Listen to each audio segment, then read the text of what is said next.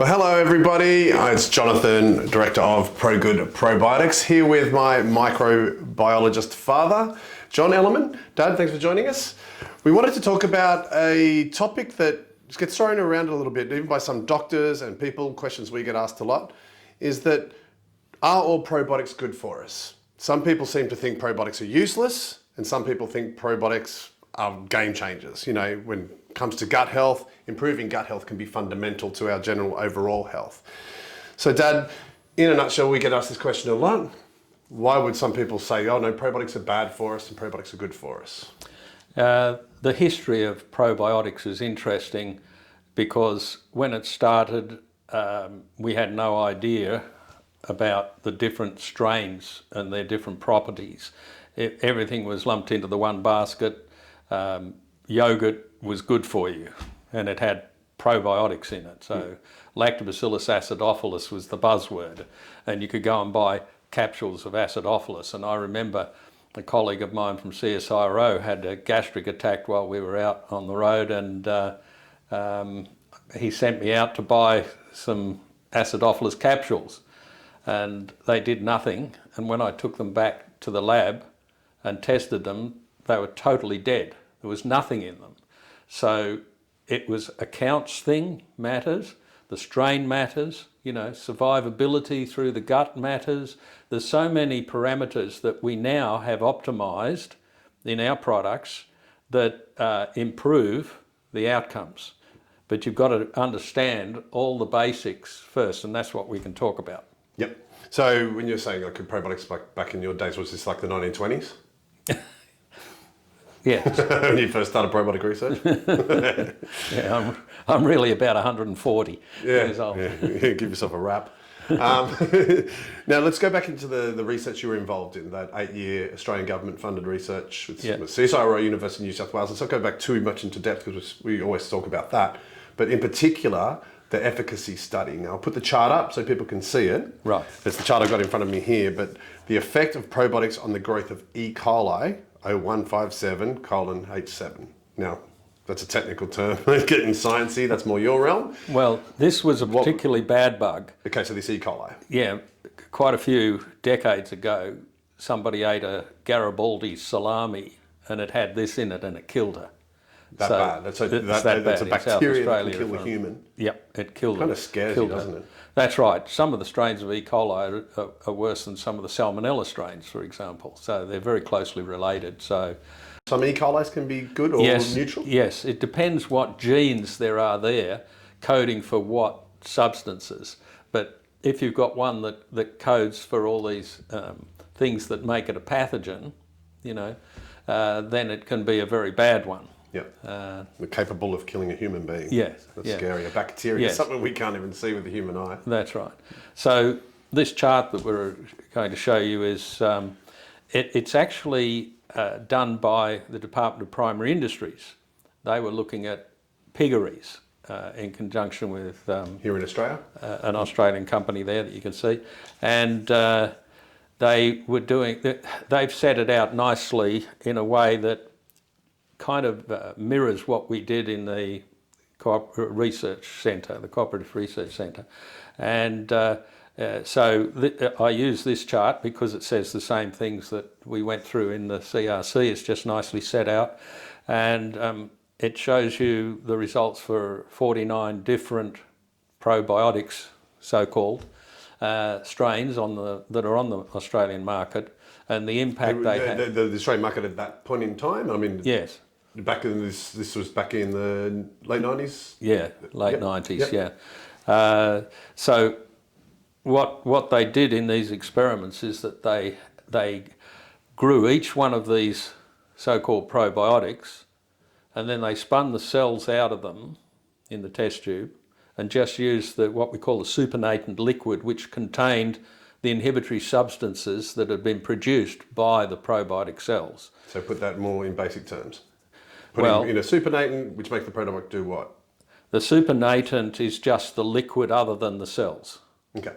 So you get a broth, you grow this probiotic in it. Okay, so they ended up with 49 different tubes, and then they remove the cells after they've grown, all right? And after they've produced into that liquid, into the broth, they produce the substances that inhibit the growth or stimulate the growth of other organisms. Okay. Now, for a probiotic to be good, it needs to be producing stuff that suppresses the bad bug.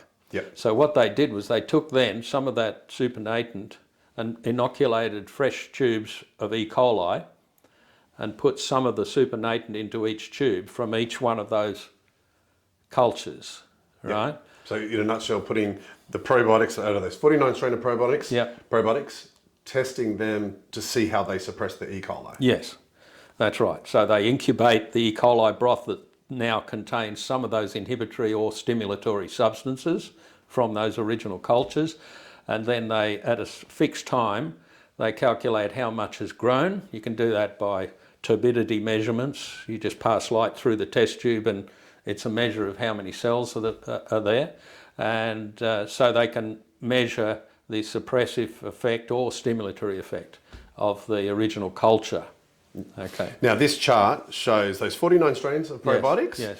and their effect against the E. coli in that graph on the right hand side there. That's right. Now, what are we seeing there? We're seeing down the bottom there, obviously the red strains on the chart on the left there, Yep. and then they're also sort of dotted on the graph down the That's very right. left-hand side of the graph. The So the person red who- ones are suppressing Yes, the E. coli, that's right.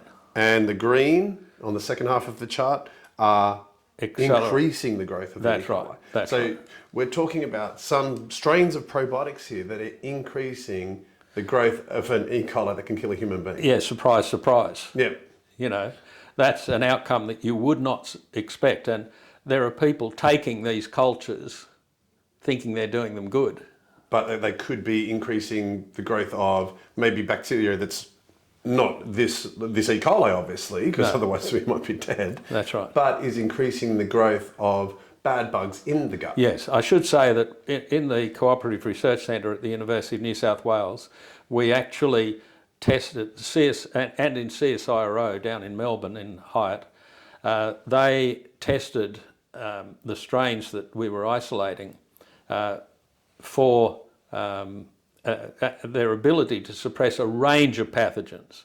So Clostridia and Salmonella and Shigella and all of these sorts of cultures were tested. This is just an E. coli, but we don't. But this is one bad bug out of Yeah, many that were it's tested. indicative of what happens. We don't Yeah. need to have a look at all of them, but this is the sort of thing that happened with all of the pathogens. Yeah, so the chart in fact says, okay, some of these strains are really good at suppressing bad bugs. Some Yes. probiotic strains are increasing the growth of bad bugs. Yes. And some are neutral in the middle there. They're not doing much, That's right. really. They're just Exactly. sitting there doing not Yeah, much at all. if you remember the Castrol ad, The car oils. Yeah. Car oil ad, yep. oils ain't oils, Sol. Yeah. You know, Probiotics aren't just probiotics. that's right. They're not the quality. necessarily probiotics. And you'll see on that chart that some Lactobacillus acidophilus strains are good and others are bad. Yep. Now that's a bit we've got to talk about here because you have an acidophilus strain that we use in ProGood. Yes. It was very good at suppressing Yes. this E. coli. But we have acidophilus in the green areas that have a bad effect. That's right. Now, how do we know? They're both Lactobacillus acidophilus. So what's the difference? Yeah. How do we know the difference between Lactobacillus acidophilus? Well, it's kind of you can't tell by its name. It's like saying, you know, John Smith, he's a really good guy, and you say, I know John Smith, he's a murderer. Yeah, But exactly. they're two different human John beings. Smith. There's John Smith over there and there's John Smith over there. One's a murderer, one's an aid worker. That's right, exactly. And it's all about what genes are present in those cultures. There are enough genes there that are in common that they end up with the same name, Yep. but there's enough that are different between them that are important in terms of the substances that they produce.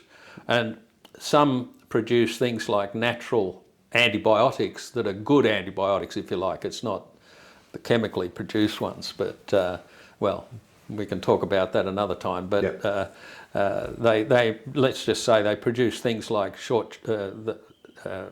fatty acids that inhibit things like butyrate and so on in different amounts. Yeah. And so it's the different amounts that make the difference. Or they might produce a proteinase that gives you more amino acids that stimulate another bug. Yeah. You know, so all these things, it's very complicated, but in simple terms, they either suppress the bad bugs or they stimulate the bad bugs, Yeah. or they do nothing. So it might be in between, you know.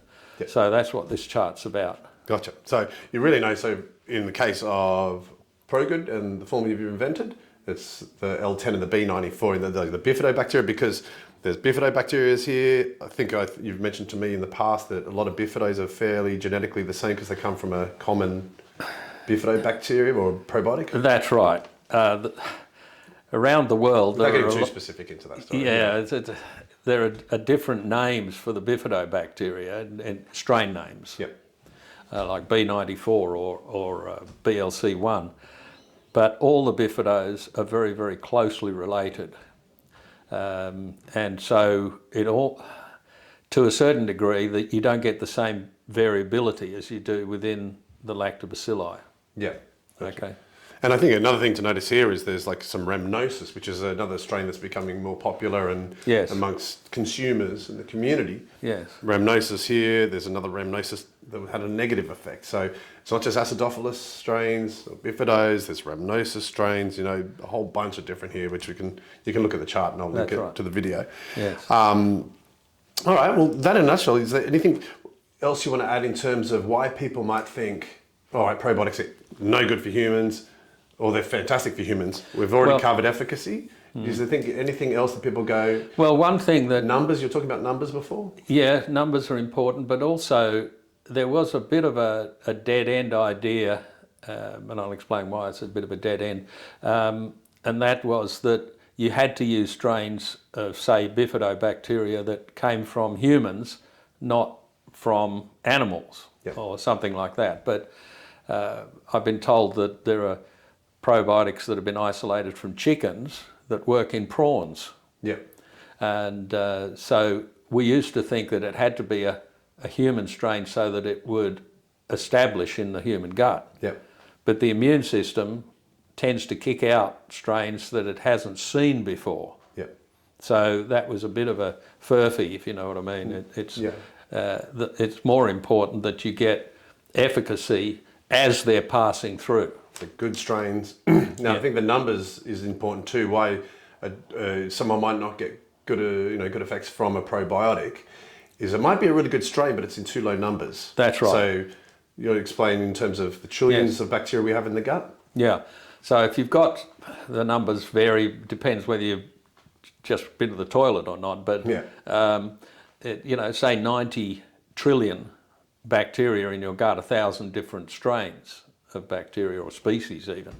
And then if you're going to suppress some of those, if you've got a condition in your gut that means that a particularly bad bug or several bad bugs are predominated, it means you're trying to fight potentially trillions of bacteria. Yep. Okay. You can't do that with a capsule that's got 25 billion in it. Because if you've got, like, say, food poisoning or salmonella poisoning, Yes.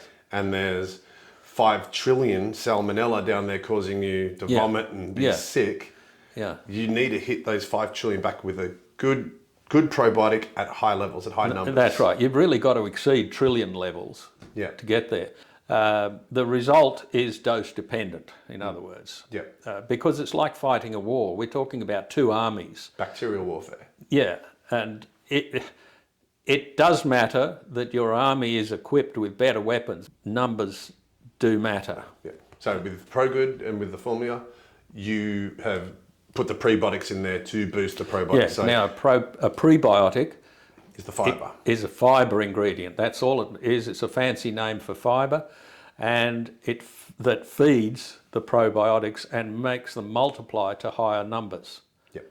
So that's the critical thing. And when you put the probiotic and the prebiotic together, that's called a synbiotic. Specifically in the formulation we have, yes, the right prebiotics are the right numbers and the right KFC special spices, I guess you could say, that you've invented. Yep. To boost those probiotics, good ethical probiotics to super high numbers. That's right. So we've got several boosters in our formulae. We've got inulin, and we've got an arabinogalactan, which is called fibre aid. It comes from a larch tree. And their structures are different. which means that they get consumed or burnt, if you like, at a different rate. So the inulin has got a lot of fructooligosaccharides in it, which means it's fast burn, particularly in the ascending colon. And the arabinogalactan is a slower burnt thing because it's not a straight short chain, it's a branch chain structure, looks like a tree if you like. And so that is consumed more steadily, more slowly, but right throughout the whole colon, and so you get a boost on top of a boost. That's particularly important for the bifidobacteria. We also put trehalose in, which is important for the lactobacillus. All right, and a lot of that boost will happen in the upper gastric tract. So we've got the 15 billion lactobacillus, acidophilus. We've got the 15 billion bifidobacterium. Those prebiotic fibres are multiplying them into the trillions. That's right. So you've got great strains in the trillions to fight the bacterial warfare in your gut. Yes. Let me a common question I get asked based on, which I think is important to probiotics good for us or not, is, well, I drink kombucha or eat yogurt. So drinking a fizzy kombucha that are becoming popular on the market now, I'm like, oh, well, I've taken my probiotics. You know, it's good bacteria for the gut. Based on efficacy, are we getting good probiotics in the kombucha off the shelf or the yogurt? Well, the kombucha's off the shelf. The way they make them is it's not your original culture that's doing the thing. What they've done is they put a spore-forming probiotic in there, and the spores survive pasteurisation. So they make the kombucha with the cultures that they normally have, the wild cultures, if you like, which may be good or may be bad, we don't know. Right? And then they put these spores in there from a bacillus, and that Bacillus coagulans usually, or it might be a Bacillus subtilis, that is a probiotic strain. They survive, I think, the coagulans, I see them in a lot of drinks because they seem to be less moisture sensitive. They seem to be able to survive. Well, it's moisture. the heat sensitivity that's the problem. Okay. So the spores are survival capsules, if you like, inside bacteria. And so you can pasteurize that. You can put a Bacillus coagulans spore preparation in your hot cup of tea or your soup, and it'll survive to a reasonable degree. And so the kombuchas really are depending on a particular strain of Bacillus coagulans, which does have some probiotic properties, there's no doubt about it. So good probiotics, if we're talking efficacy, so they can be good probiotics. Yeah, it could be a good one, but it depends. See, the market is divided up into people who just want to take a probiotic because it's a good idea, in which case those kombuchas and things like that are fine. But there is a segment of the market that says, like me, irritable bowel syndrome, I need something more than a kombucha to control my irritable bowel. Right. Well, you don't go to a kombucha for IBS or Crohn's disease or things like that. That's right. You're not going to have that sort of impact with those products. There's a market for them. There's a niche that's fine. A healthy alternative to Coke. Absolutely, absolutely. So I'm not downing those things. I'm not down on them. I'm just saying that if you're trying to treat symptoms of gut problems or conditions that are gut related and you don't even know it, then which is most problems are gut related, And I think, it's the hardest thing to sometimes get across is that prevention is better than the cure. Yeah. As humans, it's natural for us to reach for something when it goes wrong, but I've got no gut issues. I take ProGood every day with the immunity formula because I don't want something to go bad down the track, and it's important to keep that environment healthy for your immune system and for a whole bunch of different things. So, I think, but doing a kombucha every day is like, if it helps prevent something going wrong, I guess it's not a bad thing. Yeah. And if you've got a particular gut condition and you can tell the effects of a probiotic or lack of effect, then I'm a great believer in trial and error. Suck it and see. If something works for you, stick with it. Stick by it. Absolutely. So I guess in summary, efficacy is important with probiotics. This is why some people might be taking a bad probiotic or a good probiotic, and doctors and other people might have a blurred vision of what's going on in the probiotic world. And numbers. It really comes down to those two key things. Yes. Are the two main things That's the two that we main would look at. What makes a good probiotic or a bad probiotic. Yes, that's right. Well, Dad, thanks for your time. Okay. I hope you all found that interesting. I hope you can shed some light on probiotics are bad, probiotics are good, and we sort of delved into the mechanics. If you liked all the content, like and subscribe to this video. We'll always do our best to produce more content. And everybody have a fantastic day. Thanks, Dad. You're welcome.